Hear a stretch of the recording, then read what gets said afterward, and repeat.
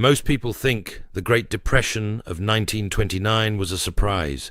They think it was some unforeseen bolt of lightning that struck the global economy out of nowhere. If you believe that, you have already lost the game of wealth. My ancestors were not surprised. While the rest of the world was dancing on the edge of a cliff in the roaring 20s, drinking illegal gin and betting their life savings on margin calls for companies they didn't understand, the Jewish families who actually understood the laws of the Torah were doing something very different. They weren't looking at the ticker tape. They were looking at a manual for survival and prosperity that has remained unchanged for 3 millennia. Everything your business coach or some 24-year-old crypto influencer taught you about making money is fundamentally flawed because it lacks a foundation of history and law. I can prove it to you right now with a text that has built more generational wealth and survived more market collapses than the Ivy League has ever dreamed of. Let me tell you something most modern consultants will never admit to you because it doesn't sell courses. Business isn't about the hustle. It's about the architecture of risk. This is not motivational nonsense. This is a 3,000-year-old law that works.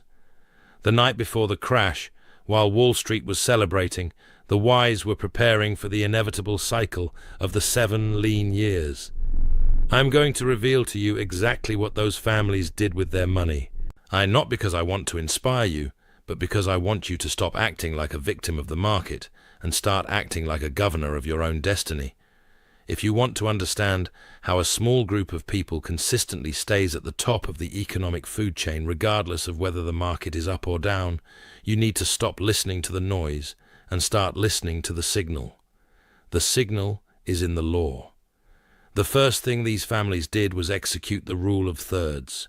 This isn't a suggestion.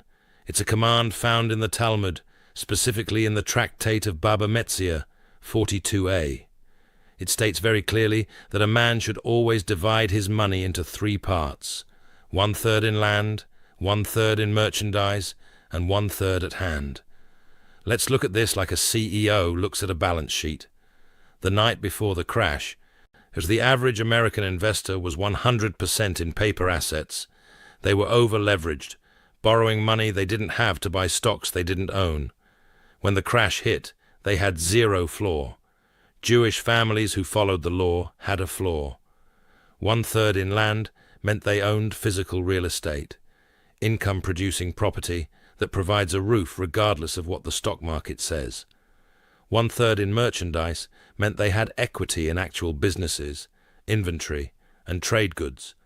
And 1/3 at hand, that meant liquidity, cash, gold, the ability to move fast when everyone else is paralyzed. Do you understand what happens when a market crashes and you have 33% of your net worth in liquid cash?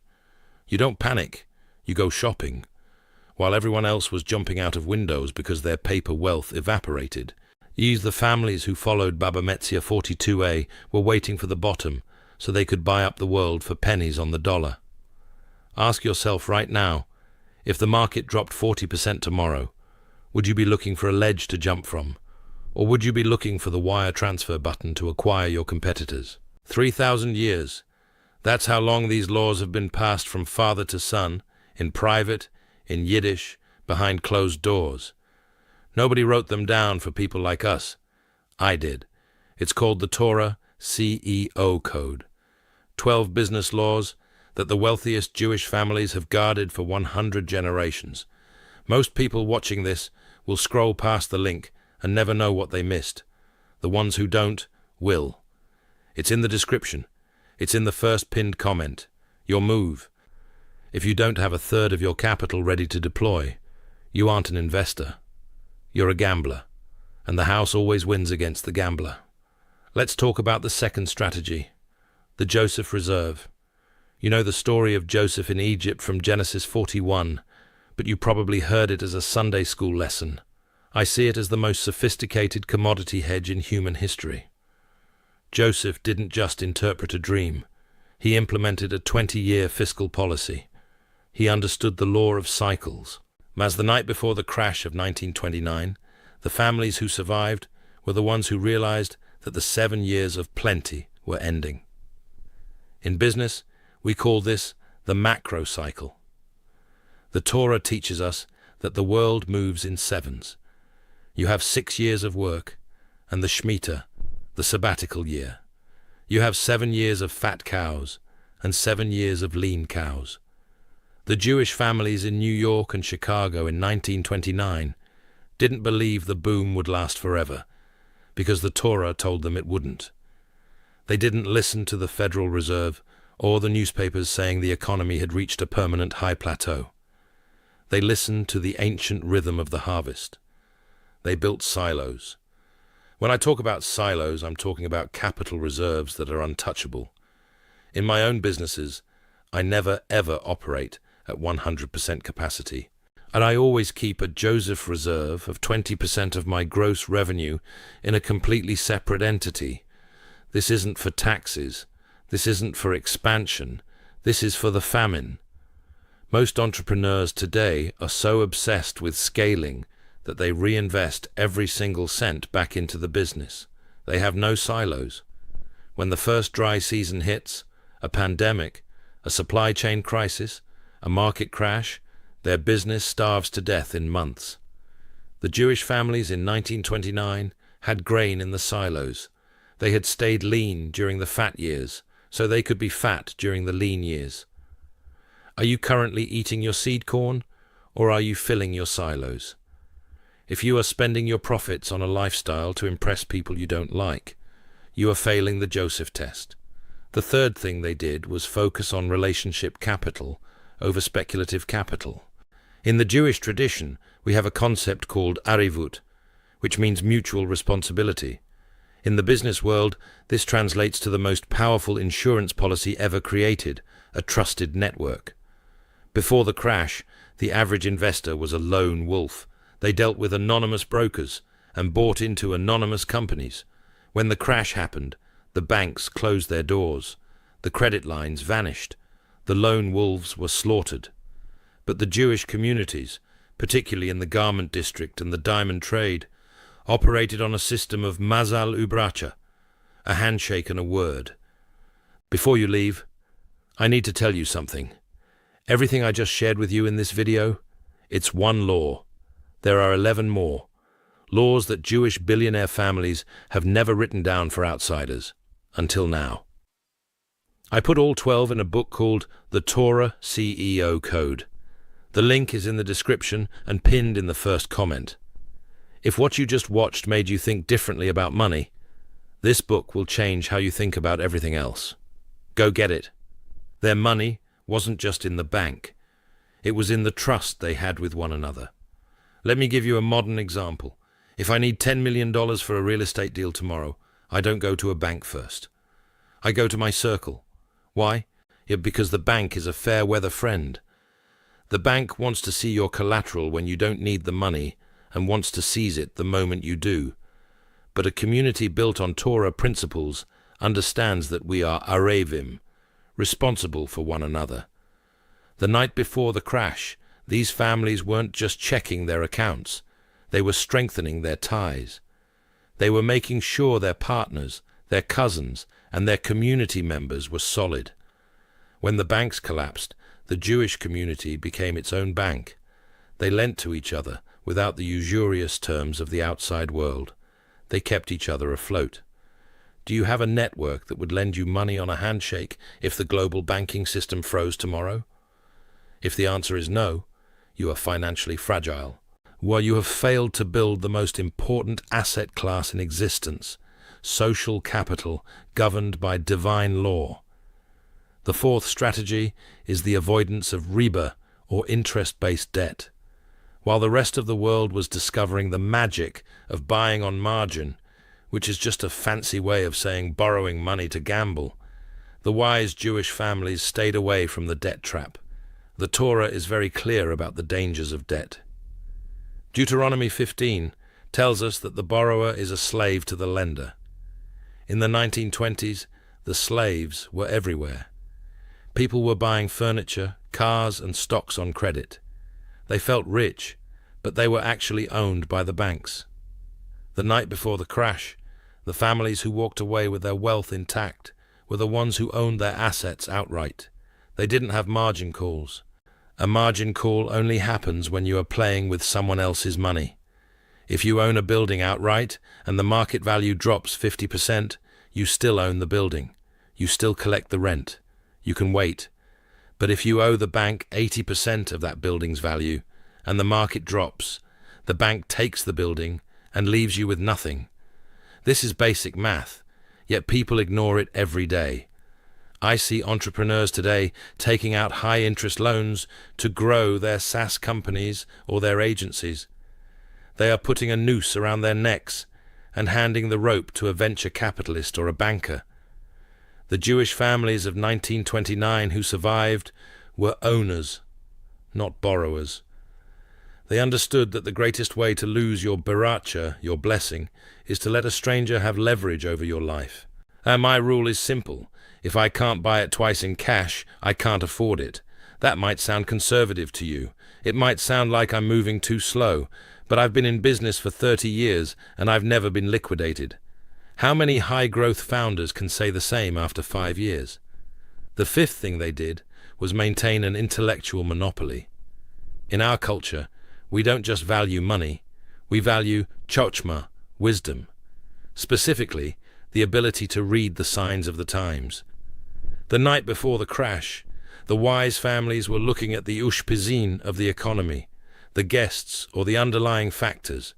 They knew that when the taxi driver starts giving stock tips, it's time to exit.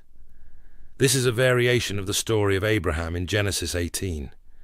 Abraham was a man of immense wealth, but his wealth came from his ability to negotiate and his ability to see what others didn't.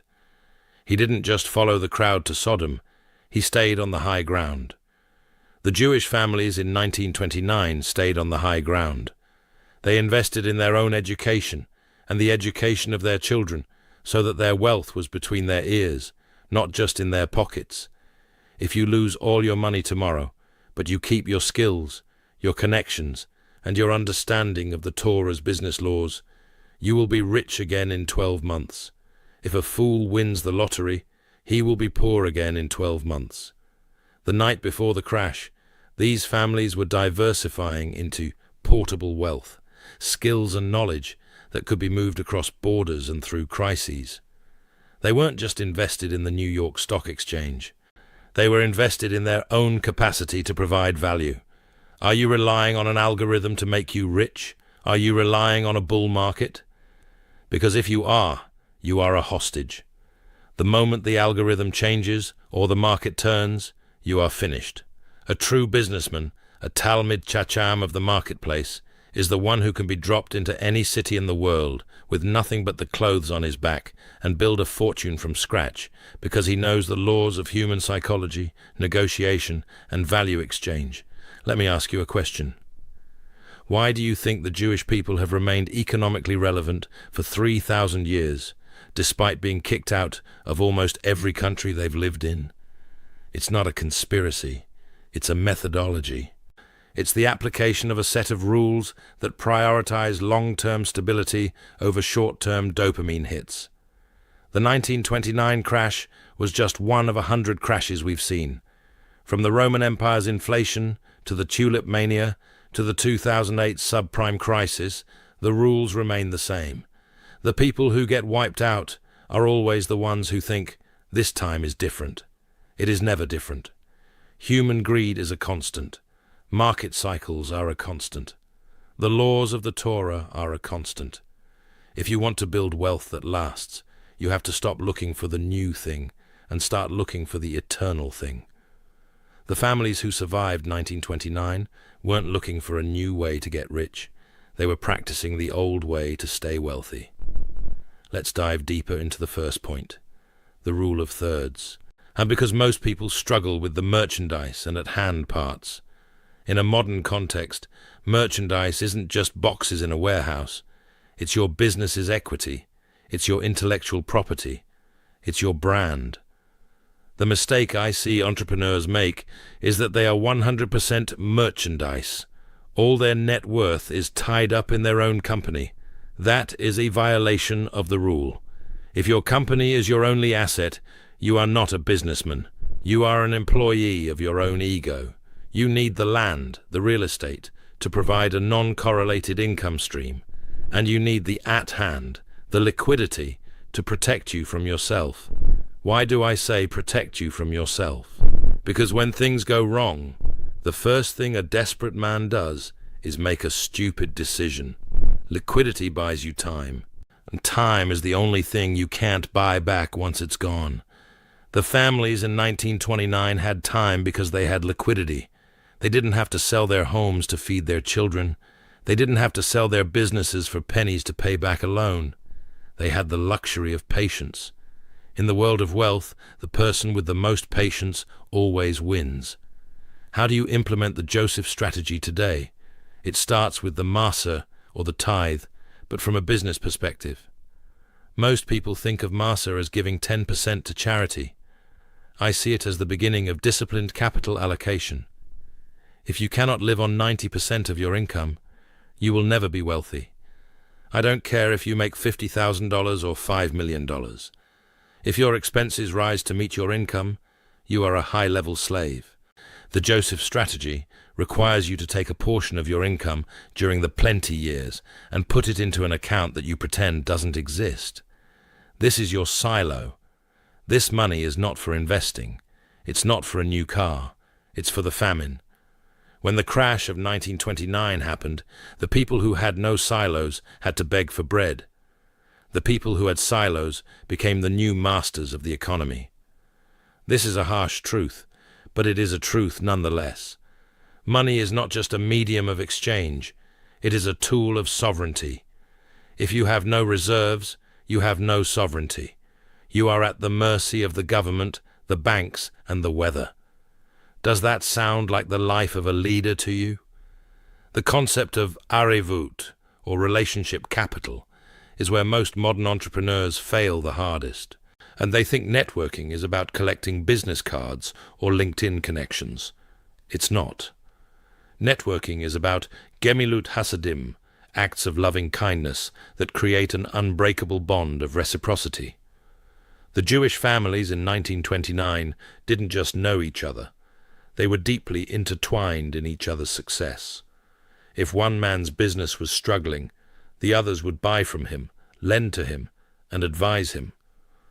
Not out of pity, but out of the understanding that a hole in one part of the boat eventually sinks the whole ship. Most of you are out here trying to win alone. You want to be the self-made man. Let me tell you, there is no such thing as a self-made man. Every successful person is the result of 1,000 favors and 100 mentors. The night before the crash, the families who were safe were the ones who had spent years building credit in the bank of relationships. When the currency in the Federal Reserve became worthless, the currency of trust became the only thing that mattered.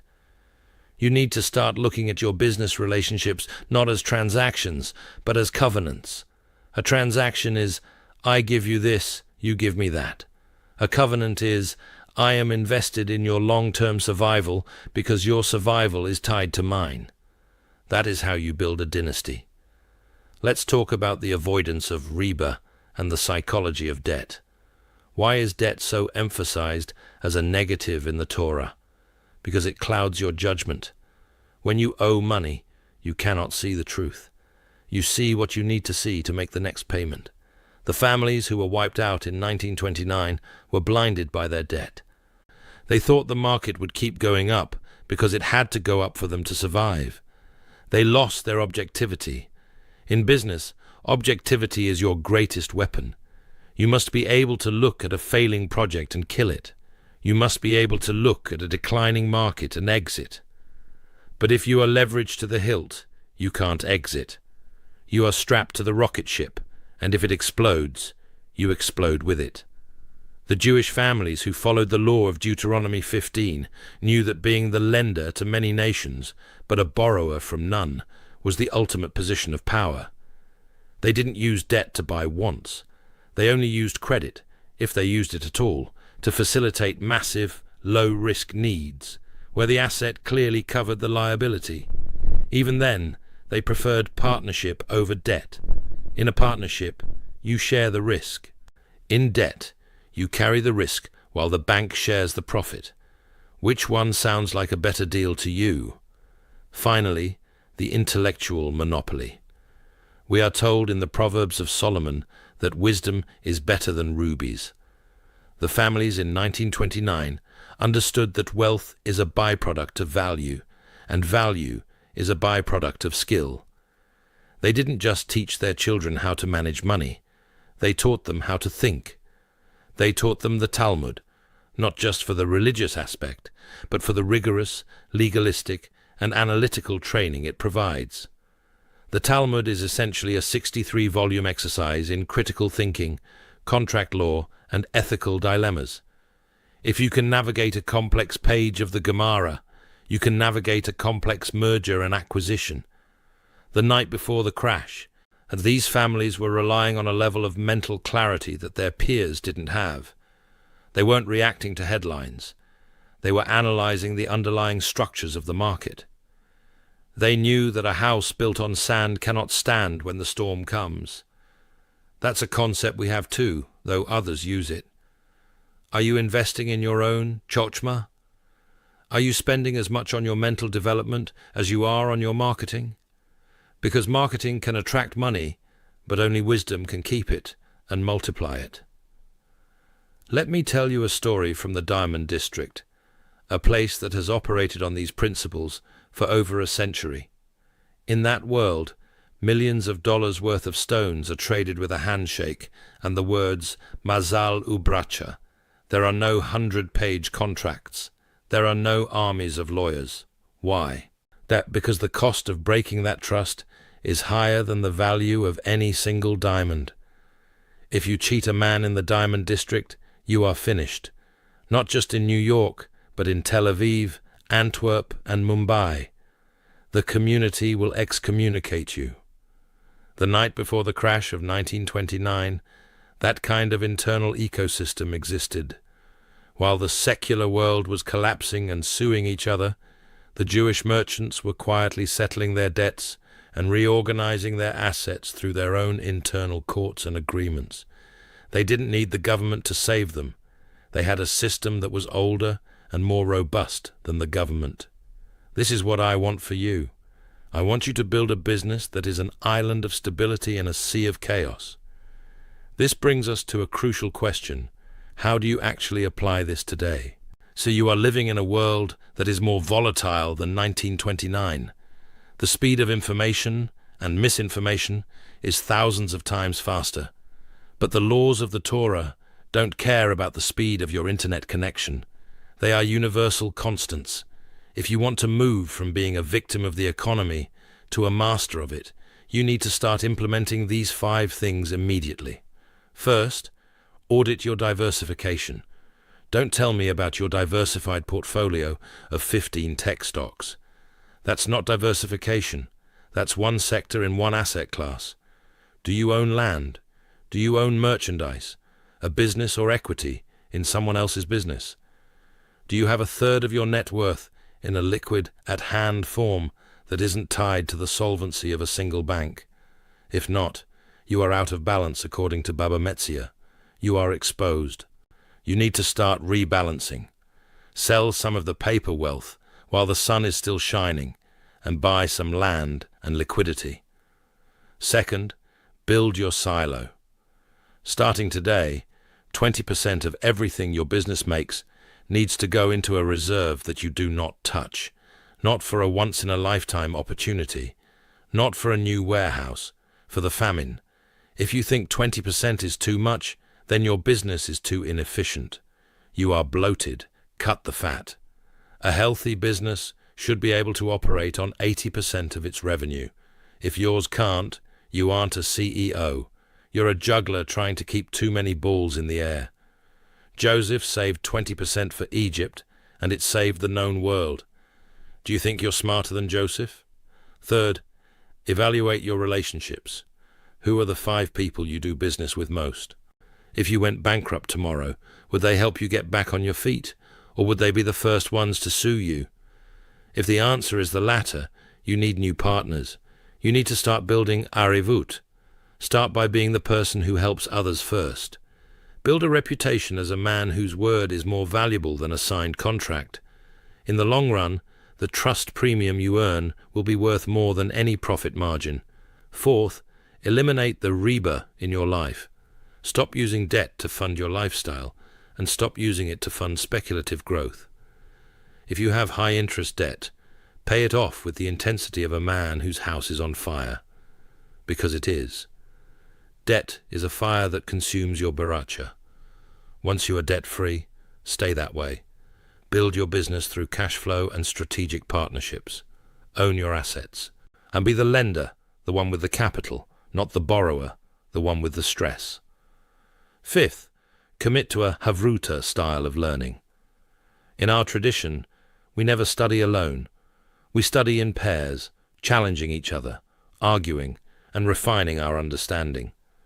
Find a mentor or a peer who is as serious about business as you are, and start studying the laws of wealth together. Stop consuming content and start studying law. Read the classics of economics, yes, but also read the ethics of the fathers, Pirkei Avot. It has more business wisdom in its few chapters than a shelf full of modern management books. Let me leave you with this. The night before the 1929 crash, the people who were at peace were the ones who knew that their wealth didn't come from the market, and they knew that their wealth came from their adherence to a set of eternal principles. They knew that the silver is mine and the gold is mine, says the Lord of hosts, Haggai 2:8. When you realize that you are just a steward of wealth and that your job is to manage it according to the owner's rules, the fear of market crashes disappears. You stop being a person who chases money and start being a person who attracts it through your discipline, your wisdom, and your integrity. Most of you will watch this and do nothing. You will go back to checking your crypto wallet or your stock app, hoping that the numbers go up. You will keep living on a razor's edge, one bad month away from disaster. But a few of you, the ones who have the chochmah to see, will start building your silos today. You will start rebalancing your thirds, and you will start treating your word as a holy bond. And when the next crash comes, and it will come, because the lean cows always follow the fat cows, you will be the ones standing. You will be the ones who don't just survive, but who thrive and acquire the world. The Torah is not just a holy book. It is the oldest, most tested business manual in human history. It has seen empires rise and fall, currencies flourish and vanish, and technologies change from the plow to the computer. And through it all, the people who followed its economic laws have remained at the center of the world's wealth. This is not a secret. It's been written down for thousands of years. The only question is whether you are arrogant enough to think you can ignore it or wise enough to submit to it. You now have one more page of that manual. Use it. This week, I want you to take one concrete action, just one. Either set up your silo account, sell a speculative asset to increase your liquidity at hand, or have a covenant conversation with a business partner. Don't wait for the night before the next crash. By then, it's already too late. The work of wealth is done in the quiet years of plenty, so that the years of famine are just another season of opportunity. If you found value in this, it's not because I'm a genius. It's because the source material is perfect. I am just a CEO who knows how to read the blueprints. If you want to continue learning how to build wealth that your grandchildren will inherit, you know what to do. Subscribe, but only if you are ready to stop playing games and start following the law. I am not here to entertain you. I am here to help you build a dynasty. The choice is yours. Mazal u'brasha. The world likes to think that success is about luck. They call it mazal. But in our tradition, mazal isn't just luck. The word is made of 3 Hebrew letters, mem, zayin, lamed. These stand for makom, place, zman, time, and lashon, speech. To have mazal, you must be in the right place, at the right time, and saying the right things. The Jewish families in 1929 had mazal because they had positioned themselves through the rule of thirds, place. They understood the cycles of 7, time, and they had built a community of trust, speech. They didn't wait for luck. They manufactured it through obedience to the law. Think about Abraham negotiating for the cave of Machpelah in Genesis 23. He didn't just take it. He insisted on paying the full market price in front of witnesses. Why? Because he wanted a clear, unassailable title. He was thinking generations ahead. He didn't want a deal. He wanted a foundation. Most of you are looking for a deal. You want the shortcut. You want the discount. You want the hack. Abraham didn't hack. He built. He paid 400 shekels of silver, current money with the merchant, to ensure that his claim was indisputable. That is CEO thinking. That is the thinking that survives a 1929 crash.